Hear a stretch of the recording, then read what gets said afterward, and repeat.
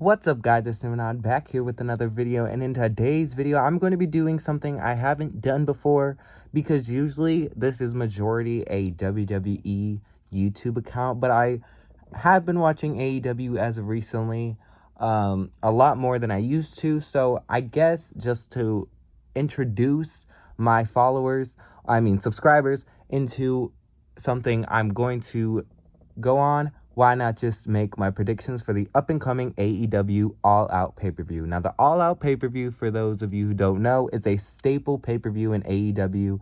It's in Chicago. It was the first ever pay-per-view that they've ever done. There's a lot of matches, so let me not waste any more time, and let's get down with the predictions. So first, we're going to start off with the pre-show matches. So we have Orange Cassidy, Wheeler Yuta, Chuck Taylor, and Jurassic Express taking on the Hardy family. I believe that's what they're called. It is Matt Hardy, Private Party, and I believe TH2. I do not know who those two members are. They're not really edged in my brain yet because I'm really new to AEW. But I've seen what all 8 of these men, yes, 8 or 5. Yes, 8 or 5, I don't know. I've seen what these men can do. They are amazing in the ring. I do not know why this match was added.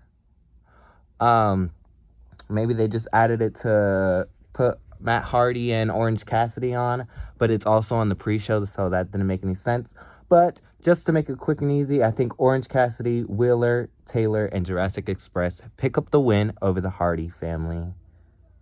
They have another name, but I forgot it. Also on the pre-show, we have a 21-woman Casino Battle Royal. Now, the Casino Battle Royals, I believe there is one Joker, which is a surprise entry. We have Diamonds, Spades, Hearts, and there's another one. So Diamonds, Spades, Hearts, and Aces, I believe. It has a lot to do with poker. So yes, and the winner gets a future title shot at the Women's Champion. Now, I do not know all the names in this Battle Royal, but off the top of my head, I know Nyla Rose, Ty Conti, Big Swole, Red Velvet, Thunder Rosa, Hikaru Shida, and I believe those are all the names that I have in my head. So yeah. I really like these Casino Battle Royals. They're a lot different than what WWE does. I do not know why it's on the kickoff show, because if you would want to build up a new star for the Women's Champion, why put it on the kickoff show? And plus, we already have a pre-show match, so this would have been perfect for the main show. But I guess AEW didn't see the women having a good match on the main show. But my prediction is Thunder Rosa will win the Casino Battle Royal. We do know Thunder Rosa is officially signed with AEW. She's not with NWA anymore. I do think to build Rosa into a big star, even though she kind of already is. And plus, they already have a built-in storyline with her and Britt Baker. So I think she would be the perfect person to win this match, go after Britt, and possibly take the title off of her. So Thunder Rosa is my pick for the Battle Royal. Now we move on to the main show. First up, we have Jon Moxley taking on, now I'm going to do this slow, Satoshi Kojima. I think I said his name right. He is from New Japan. I do not really know much about Kojima, other than Moxley has been trying to get to him for the past couple years, and now he finally got his hands on him. So I know this is going to be a great match. I love the Japanese style. It is hard-hitting, non-stop, and Moxley is just like that. He's hard-hitting, he's hardcore, so I believe this is going to be a great match. But my overall prediction, just because I haven't seen much of the other guy, I think Jon Moxley is going to win. But I am excited to see what Kojima brings to the ring and have him be introduced to the American audience. But Moxley is my pick to win. Next up, we have Paul White, aka The Big Show, taking on QT Marshall. Now, this match, I kind of feel like it was kind of just last minute thrown together.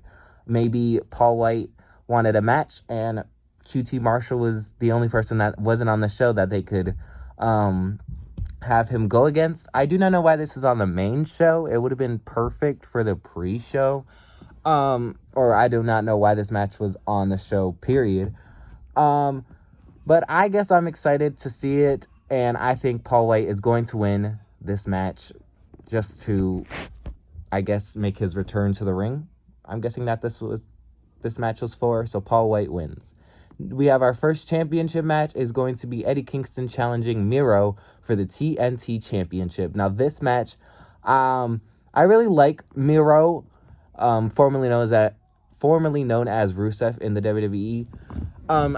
I like his style. He's a brute kind of wrestler, and I really like when two styles go against each other. But this match, personally, I think Eddie Kingston is a good wrestler, but he is not championship worthy. I don't know if that's disrespectful in any way, but I don't see him as able to make the TNT Championship what Miro and Cody and Darby made it, as trying to make it the best title on television and trying to represent TNT. As we know, this championship usually is defended multiple times, either every week or every other week. So I don't think Eddie Kingston could hold up to what the champions before him has. So my prediction is Miro retains the TNT Championship. Next up, we have in Jericho, what could be possibly Jericho's retirement match. So as we've seen these past couple of weeks, there has been a five layer of Jericho. I don't know what the word was that they used. But Jericho has had to have 5 matches. I believe the first one was, I think it was just a regular match. Then the second one, I believe it was, he couldn't use the walls of Jericho. Then the next one, he had to do a move from the top. Then the one after that, he had to face Warlord with MJF. And then the last match was he got to finally face MJF. But then he ended up losing the match against MJF, and MJF said if Jericho loses again, he will have to retire and make his way to the commentary table permanently. Now, I'm excited to see what this match can bring, even though we've seen this match multiple times before. But all the matches that they've had, MJF has countlessly picked up a victory over Jericho. So I believe that Jericho is going in with the fans behind him, wanting to see MJF finally be beat. And I just don't think that this is a good time for Jericho to have his last match. I would love for Jericho to have a bigger last match than this one, because really, I would think Jericho would want to go out in the main event. And I don't think this match is main event worthy, judging by the other matches we have on this card. So my prediction is Jericho wins, but this is not the end of the storyline. I believe the storyline will continue. Don't know how, but Jericho wins, and he doesn't have to retire. Next up, we have for the AEW Tag Team Championships, it will be the Young Bucks, Matt Jackson and Nick Jackson, defending the titles against the Lucha Brothers. In a steel cage match, might I add that. I am extremely excited for this match. I did not see what they did in the ladder match. I haven't watched that match back because I wasn't a fan of AEW at that time. Or I wasn't watching AEW at that time. But I cannot wait to see what these men do in a steel cage match. The only thing, I feel like this is one of the reasons why I feel like this pay-per-view has, I don't think I've ever said this about a pay-per-view, too many big matches. Too many big matches. I mean, we have Moxley, we have the Young Bucks match, we have Darby and Punk, we have Kenny and Christian. Like, I feel like there's too many big matches, too many main event matches. Usually on a card, like with the WWE, we see a match that's not as big, but it has a big star in it. But I feel like they have like 5 big matches where it's going to be like, oh my god, that could be the main event, that could be the main event, that could be the main event. So I'm excited to see what this match could bring. Of course, it's in a steel cage, but my overall prediction is that the Young Bucks will win this match, but not clean. I believe that Young Bucks obviously will have somebody by their side, and they will cheat to pick up this victory. Maybe Doc Gallows and Carl Anderson will help them. So yeah, the Young Bucks win, but the storyline with the Lucha Bros is not over yet. Next up, we have for the NXT. For the AEW Women's Championship, we have Britt Baker taking on Chris Statlander. Now, Chris Statlander, I see her as a big star in AEW, but not yet.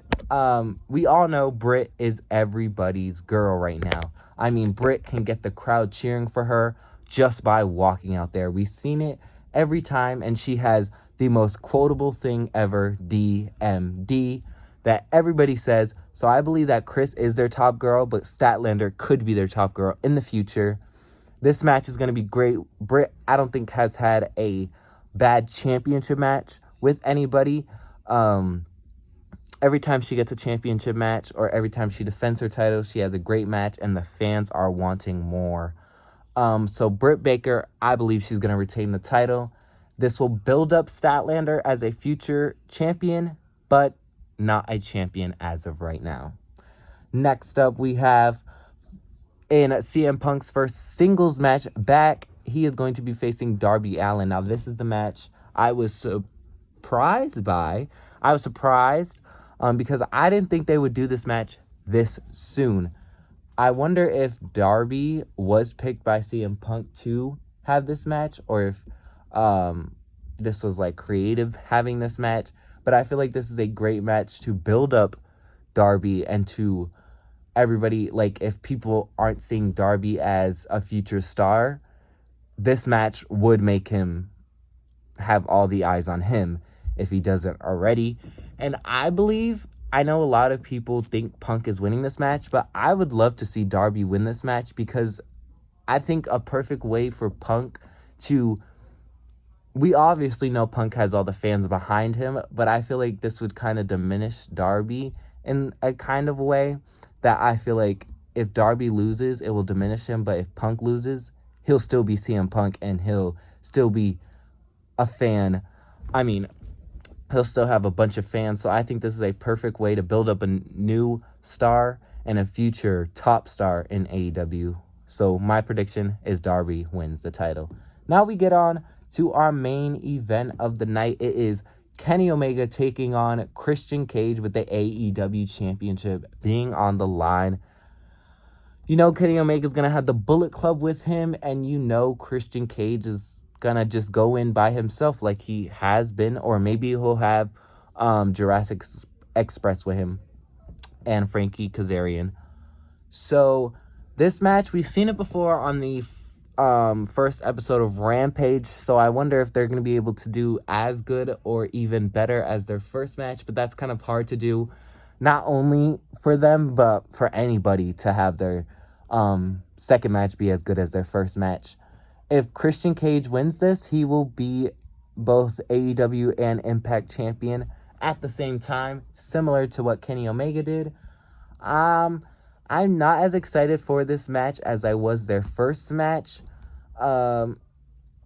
But I see Kenny Omega as champion. I'm kind of tired of seeing Kenny Omega as champion, but I don't want to see Christian Cage holding both of the titles at the same time. I don't want to see anybody holding the titles at the same time, especially titles from other companies. I know AEW and Impact are working together, but I don't know. I would want one champion for each championship and not one champion for two. So Kenny Omega retains the title. Maybe somebody else will step up. Maybe we'll see a new debut. Maybe we'll see a return. Well, that was my predictions for the AEW All Out pay-per-view coming tomorrow night, September 5th at 8 p.m. Eastern on pay-per-view. Leave your predictions down in the comment section below. I would love to read them and reply to them. But like, comment, and subscribe, and I'll see you guys in the next one. Bye, champs.